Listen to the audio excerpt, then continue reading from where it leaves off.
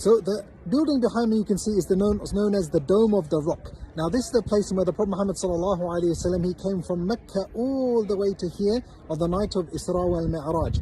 Now according to the Jewish belief, they believe that this is their holiest site, and they believe that the third temple of Solomon, of Prophet Sulaiman, is going to be built on this area. It's known as Temple Mount for them.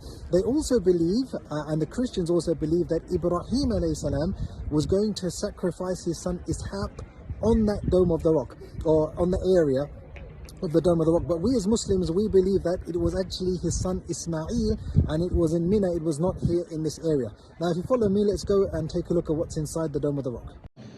So this is the inside of the Dome of the Rock. It's actually also a prayer area where they pray here as well. Now we're coming up towards the actual rock in and of itself, and the rock is actually quite big. It's about 13 meters wide. As you can see over here, the size of it, it goes all the way across to the other side, about 11 meters. When you look at the design, the amazing decoration, look at the inside of the roof.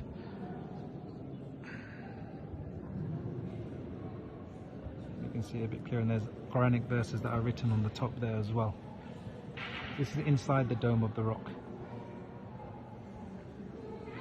This here is believed to have been where the Prophet Muhammad ﷺ, the actual point of where he was raised up and believed to be his footsteps, although there's nothing authentic to verify that.